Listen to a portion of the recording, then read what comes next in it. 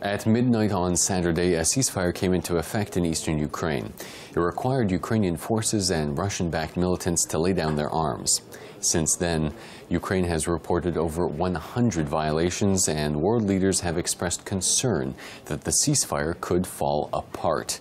On today's press review for Ukraine Today, we take a look at what the international press is writing about the ceasefire. Now, The Economist has put together a story on the ceasefire called Pseudo-Peace. They write that although observers from the OSCE have tried their best to call the first day of ceasefire a success, there have been a few exceptions.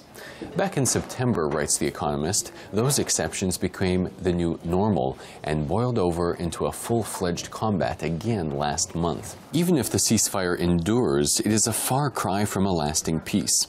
Vladimir Putin's paramount goal remains control over Ukraine's political future. Next up, The Guardian has reported on the comments from Britain's former spy chief, and his observations are not particularly optimistic. Sir John Sawers, the former head of MI6, has warned against stepping up pressure on Vladimir Putin, the Russian president, over Ukraine, and said any change in power in the Kremlin may be for the worst. So what does this mean for the ceasefire in eastern Ukraine? They may end up with a new debilitating frozen conflict in Ukraine well into the future.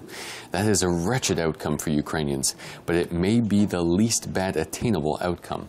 So the former Secret Service chief says Europe may just have to live with Putin and his aggression in eastern Ukraine, and relations with Russia will be the defining problem in European security for years to come.